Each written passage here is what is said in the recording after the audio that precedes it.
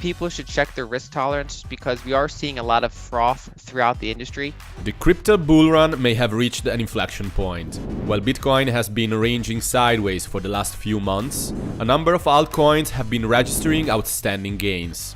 The decline of Bitcoin's market dominance has sparked concerns around the sustainability of this bull cycle. We have some of the meme coins, for example, doing exceptionally well, and those are kind of warning signs for the cycle. Tesla stopping Bitcoin payments due to environmental concerns has put more pressure on the market.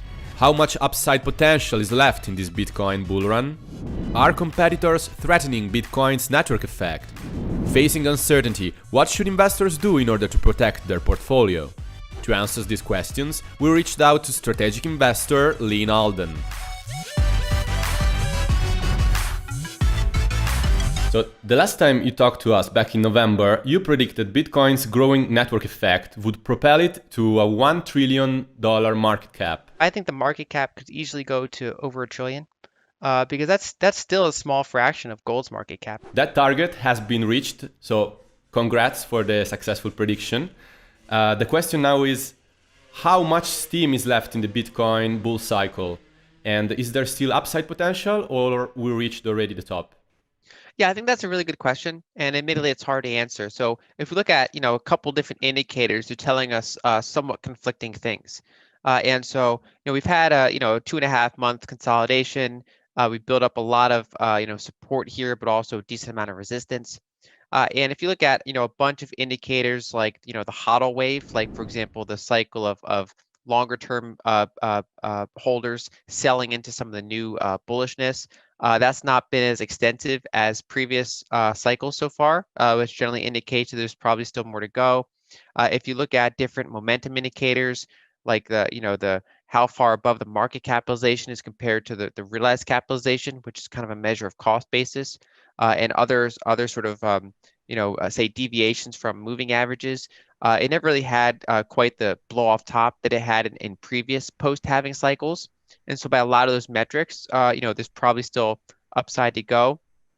On the other hand, there are some indicators like the pi top indicator that have signaled a top. And so there are kind of some mixed signals out there to be on the lookout for. And so my base case continues to be higher, but it's certainly a much it's a more mixed, kind of a less asymmetric outcome than it was, when I made the call back in 2020 throughout that period. And so it's still in that inflection point where it could go either way, but my base case would be that there's probably still more to go in the cycle. And also, I heard that you were also analyzing the flows that are coming from cryptocurrency exchanges that are bigger than the flows coming into cryptocurrency exchanges. That should be also the sign that investors are still piling up Bitcoins, right? Yeah, that's been actually one of the things that's different from every other cycle, because in previous cycles, there was like small periods of time where coins left exchanges, whereas this was by far the longest period of time where coins left exchanges. And the most bullish version there is that you basically have this big influx of corporate buyers and other institutional buyers locking up coins in cold storage that are probably not going to move for a while. The more kind of a neutral interpretation of that is that because of the rise of things like stable coins, especially in this cycle, Bitcoin's less used as a unit of account for trading different crypto pairs. And so it's more of an asset in its own right, and therefore there needs to be fewer of it on exchanges because stable coins have somewhat taken that role in the industry. And so you can, bulls and bears can kind of interpret that in different ways, but overall that's certainly an interesting sign because we're not seeing coins go to exchanges like we'd often see towards the end of a bull cycle. In a recent interview, you said that at this point, Bitcoin investors, at least some of them, should think of de-risking their Bitcoin investment by taking some money off the table and putting it into other assets. So can you explain what is the rationale behind this recommendation of yours? Yeah, it's not a recommendation, more so as just people should check their risk tolerance because we are seeing a lot of froth throughout the industry. We have some of the meme coins, for example, doing exceptionally well, and those are kind of warning signs for the cycle. And so for me, I had the ironic problem where I invested in Bitcoin early last year as kind of a moderate position, but when that goes up like 8x, that's suddenly a very large position. And so then you're basically managing that large position relative to the other positions in the account. And eventually there could come a time where rebalancing would make sense. Now, because I've done a lot of work on the protocol, I have a pretty high conviction on it. And so I'm fine with maintaining a pretty large position. But different investors have different risk tolerances. And so some investors are not fine with, that large percentage of their gain still being in a single asset. And so for people who would have trouble with, drawdowns or periods of volatility, it can make sense to rebalance. And so it really comes down to investors kind of analyzing their own behavior related to volatility and making a call based on their own conviction on the asset class. Krakens then theorized the idea of a super cycle. According to this theory, Bitcoin won't have the retracement typical of previous bear markets, and it will go straight to 1 million in a massive asymmetric move. So what do you think about this theory? Does it sound realistic to you? I think there's a realistic case for it. I mean, certainly as a Bitcoin long, I'd like to see it happen. I try not to have aggressive scenarios as my base case. And so my base case basically is that as Bitcoin goes from near at zero and as it becomes a larger and larger asset class, that each post-halving bull run will be a smaller percent gain than the one before it. And that's not necessarily going to be the case, but that's kind of my base case assumption, because as the law of large numbers kicks in, it takes a lot more capital to move the price of the asset. And so my base case is that this will be a cycle similar to 2017, a little bit less perhaps, and that's kind of how I'm looking out for my own, say, position sizing and things like that. Now, the case for a larger cycle is that this is the first cycle where we have a meaningful amount of institutions on board. Some of them probably intend to hold permanently. You'll have pools of capital that are interested in rebalancing, right? So if Bitcoin does really well, they might trim it. We've already seen that in a couple of portfolios. On the other hand, if Bitcoin were to dip, they could rebalance back into it. And so, basically Bitcoin's been through enough cycles now that I think a lot of investors, especially some of these larger investors, are confident in it. And so they're willing to kind of, buy the dip faster, you could say. And so my base case would be, that in addition to maybe not having the same percent gains as previous cycles, that Bitcoin's drawdown, I think would also be less extreme than some of the previous cycles. And so I don't know if I'm fully on board with a super cycle theory, but I certainly think that it makes sense for that idea to be out there and for investors to kind of weigh the probability of that happening. If you had to think about a time frame, when do you think we'll see the end of the current cycle in terms of time frame? End 2021, mid 2022? Do you have any ideas about that? I think there's a big variance there. So if you look at previous Bitcoin cycles, I mean, they generally got a little longer each time. And so they've been less explosive but longer. And so if that trend were to continue, it could leak into 2022 this time around. If not, if we look at some of the macro headwinds, for example, some of the employment benefits are expiring in the United States in September. And so basically it's a little bit less fiscal support that's going to be here. We're starting to see some Fed members get concerned about, market kind of euphoria or, potential for inflation. And so some of them have talked about tapering asset purchases. And so some of these like less liquid financial conditions could put downward pressure on some of these assets that have gone somewhat parabolic, which in some ways, fortunately, is fine for Bitcoin because it's already been in this consolidation, whereas I'd be more concerned about, lesser tokens that have, say, gone absolutely vertical in recent months. But basically, as we look out into quarter three, and then, into quarter four, some of the macro risks grow a little bit. Mm-hmm. Okay, so overall, an optimistic view, but still with some caveats to look at. Yes. Moving on. So, in one of your latest articles, you said that determining whether Bitcoin is a good place to allocate capital to or not ultimately depends on an investor's assessment of its network effect. So, what are the main factors that we should look at to understand how healthy this Bitcoin's network effect looks? So different ones. One is, the number of users, coming in, both on-chain users and estimates from exchanges. I've also, in this cycle, because we've had institutional adoption, mainly only in Bitcoin. There's some funds that also buy Ethereum, but then as you go down into the smaller coins, there's not really a lot of institutional interest there.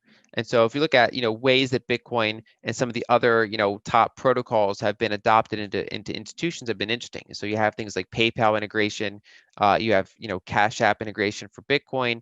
We just got news, for example, that NYDIG is partnering with banks so that people will be able to buy Bitcoin through their existing banking relationships in many cases.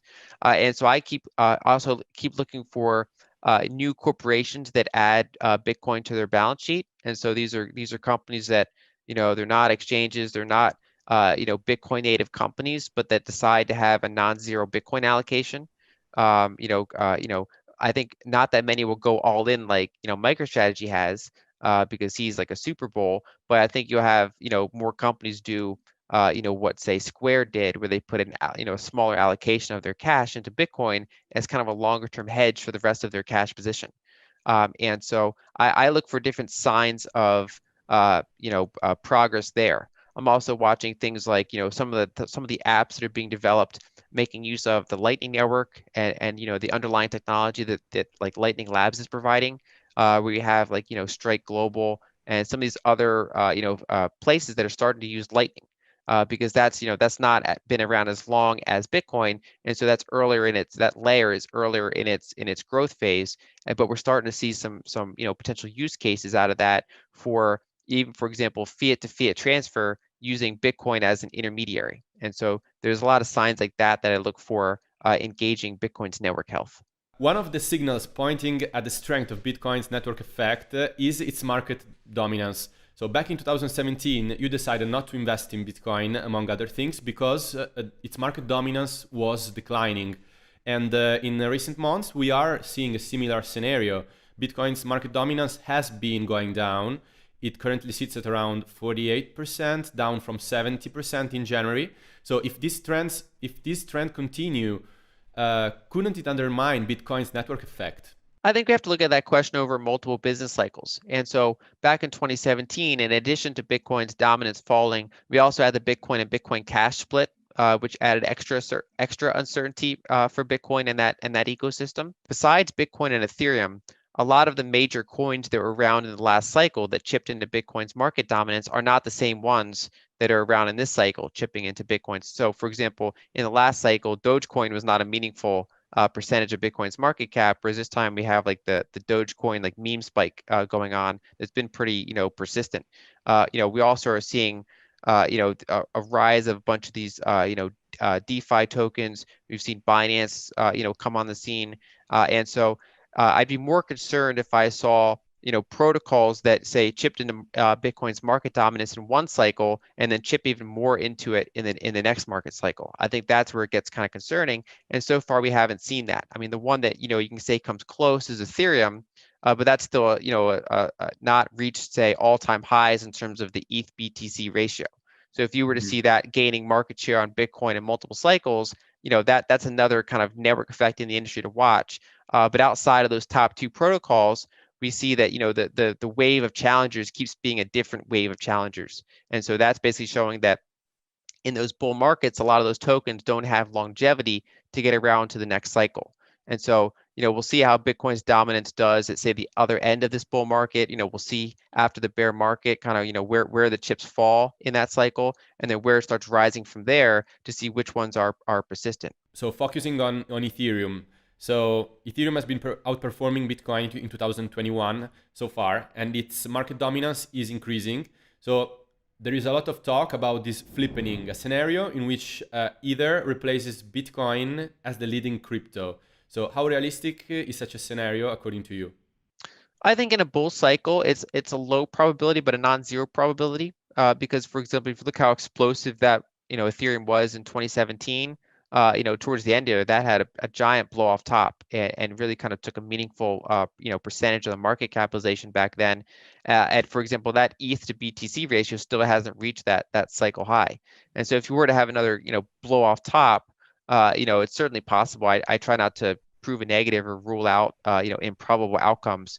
But overall, that would still have a long way to go to kind of catch up with Bitcoin's market capitalization as it currently stands. And so overall, I think one of the risks of any coin that's not trying to be a store of value like Bitcoin, if it's kind of trying to do multiple things, it's easy for another competitor to come and be cheaper and take some of that share. And so my concern would be that you have shifting kind of leaders in the utility space. Now, so far, Ethereum has been the main one, but we have to see how some of these rising competitors, either fail to take market share from it or continue to take market share from it. We are still talking about the importance of Bitcoin's network effect. So, a downside of the growing network effect of Bitcoin is the environmental impact. So, the Bitcoin network currently consumes as much energy as a small country. And as the network grows bigger, so will the energy needed to maintain it and arguably the carbon footprint. So, how should investors look at this problem? So one is that Bitcoin uses less than 1% of global energy. And so then the second part is, energy usage is fine as long as the work that it's doing is productive and is valuable to people. And so, for example, we don't question, the electricity usage of washing machines and like clothes washers and dishwashers because they provide us, something that is valuable to us and makes our lives simpler.